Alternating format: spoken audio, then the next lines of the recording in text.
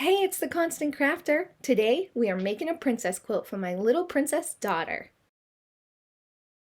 So you know how it goes. You go to the fabric store, you get a bunch of different fabrics that complement each other, you bring them home, cut them into a million different squares, slap them on the floor, sew them together, and you have yourself a quilt, right?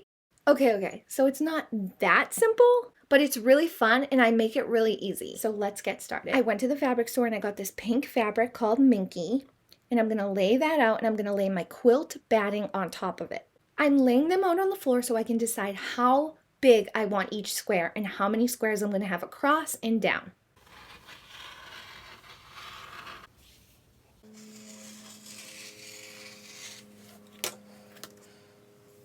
I decided to go with 7x7 squares and I chose 9 different patterned fabrics.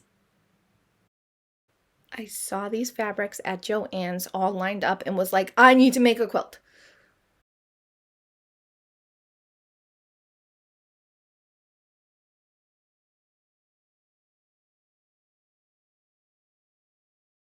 Now take the squares and lay them out into a formation. My first formation, way too busy. So I added some color in there, but there was too much going on. But then I did this one, and I love it. So I ended up with 10 fabrics with that pink fabric. Let's lay it out. All right, we're going to turn our squares into rows. So first you're going to partner up your squares, these two together, these two together, these two together. You're going to sew them together. After they're partners, you're going to sew them together into a row. Flip these partners over. Flip these partners onto each other. And the third set. Sew, sew, and sew. Introducing my pile of projects. All right, so we're taking our first piece and we're sewing straight down. I am doing a reverse stitch on the top and the bottom.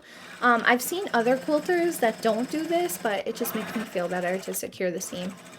All right, I'm chaining these pieces together. Make sure that you don't flip the pieces and you're sewing on the same side I just pointed out in the last clip. And this is what chaining is when you start the next piece without cutting the thread in between. So here we go. I'm going to lift the feet up and I'm going to start the next piece. And they are all together like a flag. Snip them apart, open them up. And I took pictures of my quilt so I wouldn't swap the pieces.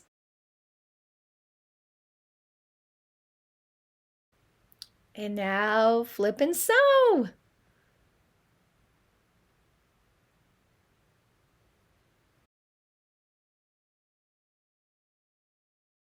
And flip and sew one more time.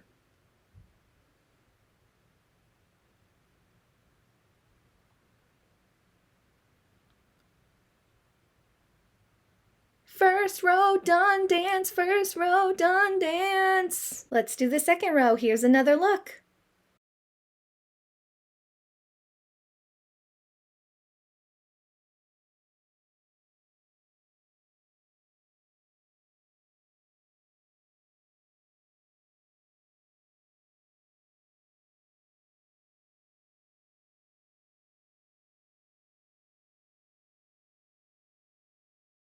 Second row done dance, yeah.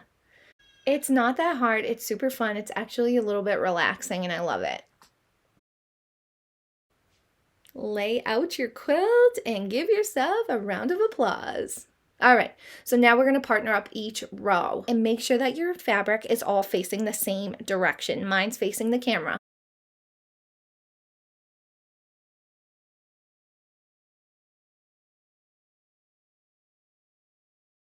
We're going to sew the bottom, sew the bottom. Here's where you're going to want to make sure that your fabric is facing the same direction and that you're not sewing it backwards. If you sew it backwards, you're going to open your quilt up and your fabrics are going to be facing each other instead of facing the same direction. Let me show you how to pin the rows. You want to start at the intersections where the pink and the pattern meet on the one side. You want to line up with the pink in the pattern to meet on the other side. We're matching the seams up.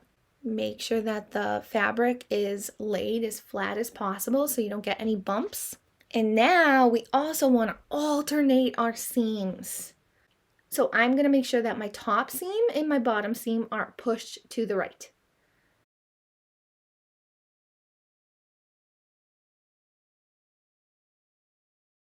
Now that that is pinned, we can pin that corner.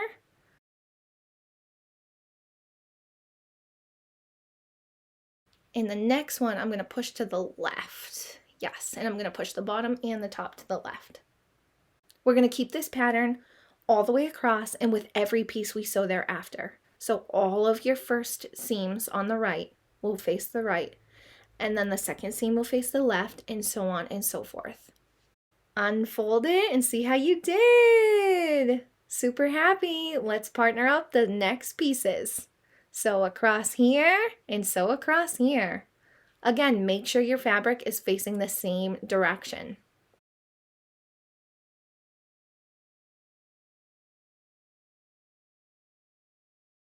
Lay them out. And let's partner up half a quilt with half a quilt. This is when I ironed and I cut off all the loose threads. So I'm not only ironing the fabric to be nice and straight, but I'm also pressing the seams in the direction that I sewed them.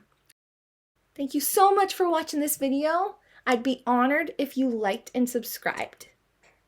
Please join me back here for part 2, where I layer and show you how to finish this quilt.